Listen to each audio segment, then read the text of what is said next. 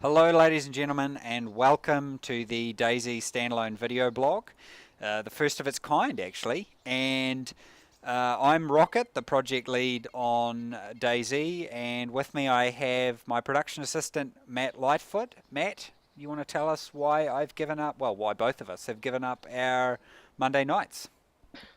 Well, hello there. So we're going to be showing you quite a few exciting things today.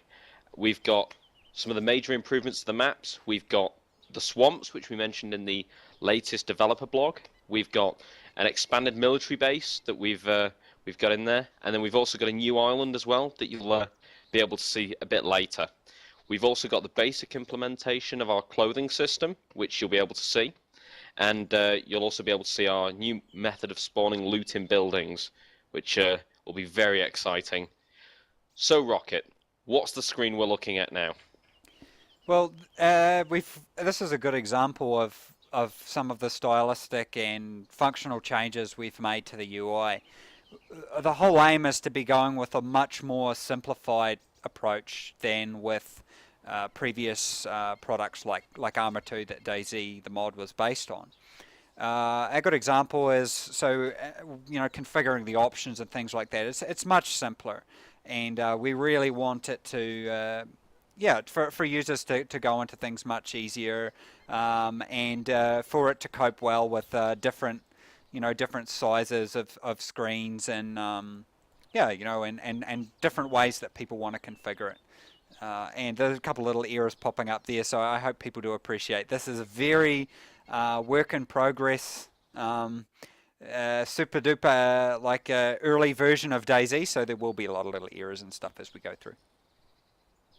So, Rocket, that character in the background, what's he wearing? Is that your normal going out gear? Essentially what we're looking at here is the player's avatar. So he's their character from the last server they were playing on. So the real focus with DayZ Standalone has been to make the player's character much more a part of their gameplay. And so right from when you first start up DayZ, you're going to see the last character you've played. You're going to see the stuff he's had on him. We've been thinking about adding in some statistics and stuff on the screen as well, but for the moment we really want to stick with the real basics. So you'll see your character, male, female, whatever race you are, and what the equipment you have on when you come to this screen. And that's really a theme that is going to permeate throughout the product. So should we jump into game then? We should. So the idea here that we've got at the moment is that you can obviously change the server you're playing on, open up a server browser, or you can click play and go into the last server you're on. So I'm going to go into the change server here, and then I'm going to hide all the magic that's currently going on here so we don't get DDoSed.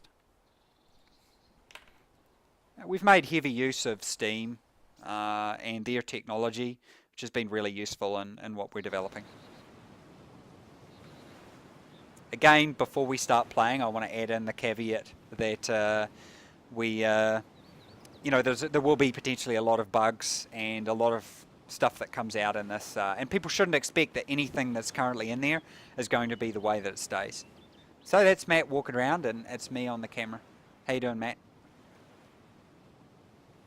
I think you can wave, man. Did I wave? I can't even remember the wave key. Yeah. Yeah, okay, I can't remember. Okay, total video blog failure. I can't remember the wave key. So what Matt's going to do is he's going to show the clothing stuff. So, Matt, if you maybe take your clothes off over here. Wow. I'll zoom in here. So just before we start as well, so that everybody realizes that we're playing a version of DayZ that has a lot of stuff disabled on it, because we really just want to focus on the key parts. We want to keep some surprises, and there is still a lot of stuff that hasn't been finished. So what we're going to do here is we're really just going to demonstrate the clothing stuff. So what Matt's doing here is he's going to put on some clothes. So if you just hold there for a second, Matt, stand up and maybe give us like a little twirl or something. So what Matt's done is he's put on a lovely red hoodie. What a beautiful item.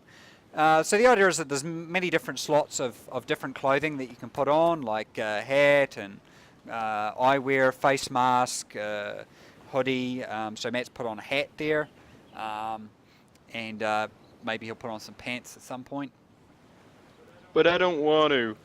As well, it's important people note, so on the ground at the moment, we don't have the on-ground version of the items, but that's coming out. So you won't see these like perfectly filled out pants sitting on the ground. They'll actually be proper pants. I'll just get down and be like real cinematic here with it.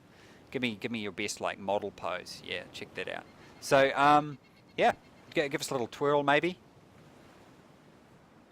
Nice. So one of our artists we've got working on us, Painterflex, has been working on these clothing items.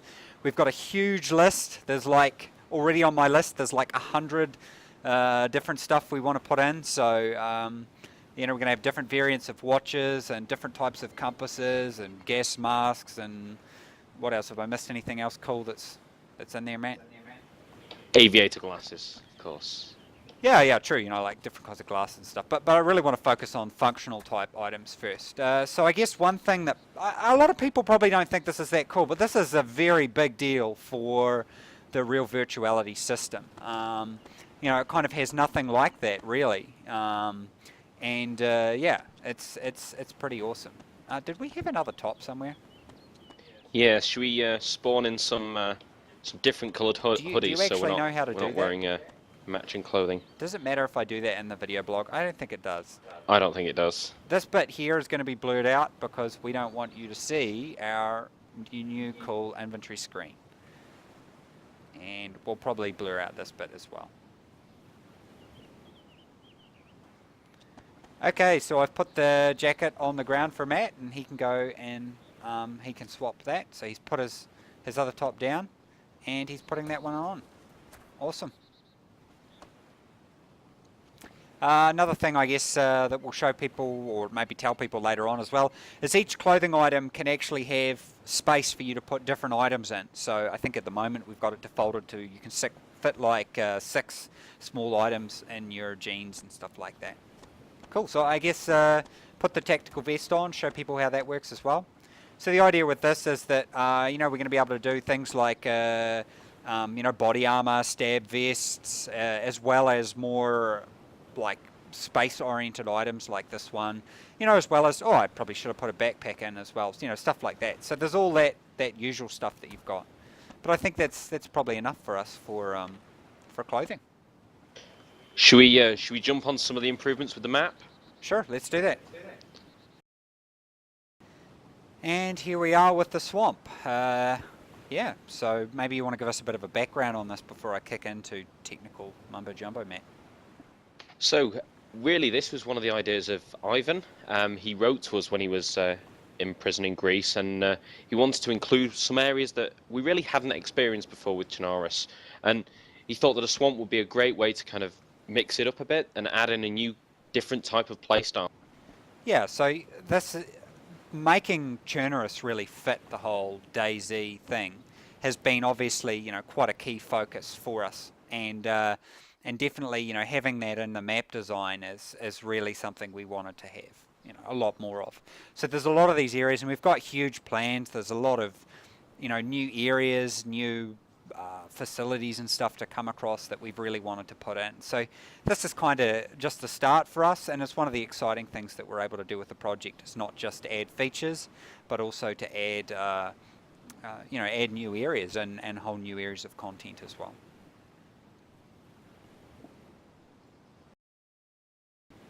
So I don't really want to say too much about this because it's still very much a work in progress. This is the first day we actually have it, but we've added Utes, which is one of the smaller islands, or Utes. I don't even know how it's pronounced.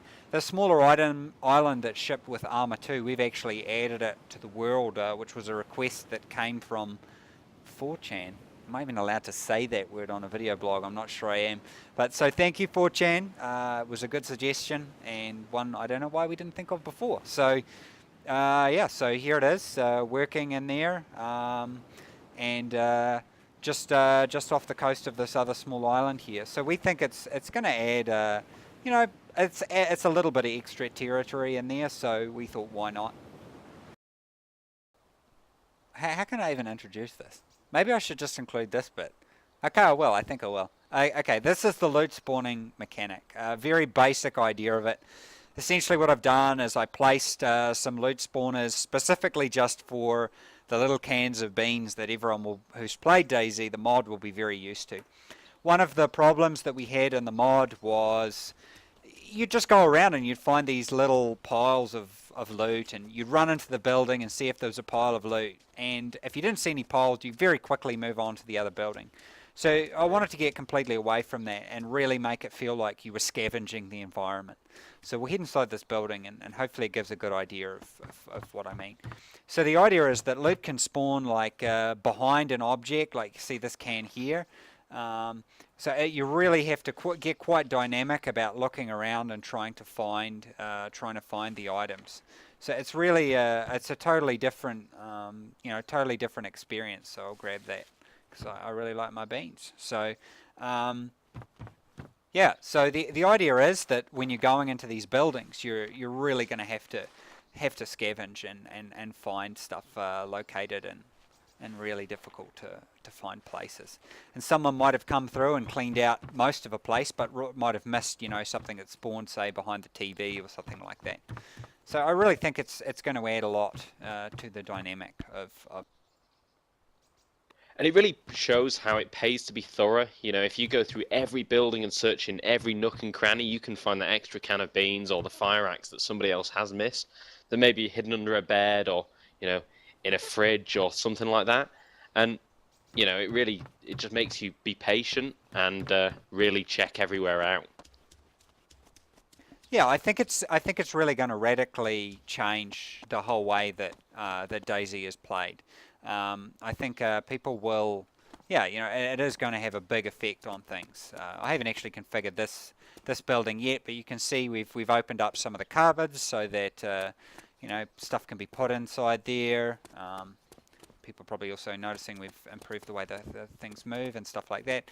But having items underneath chairs and around tables, I think it's really going to add we can even put it inside basins and stuff like that. So it's really going to have that feel like you're actually scavenging an environment rather than you're just sort of running from building to building and yeah, another example of shelving we can spawn items on, and there's some really good work going in with some of the building details to make it look a little bit less polished and a little bit more like some kind of bad stuff went down in the building.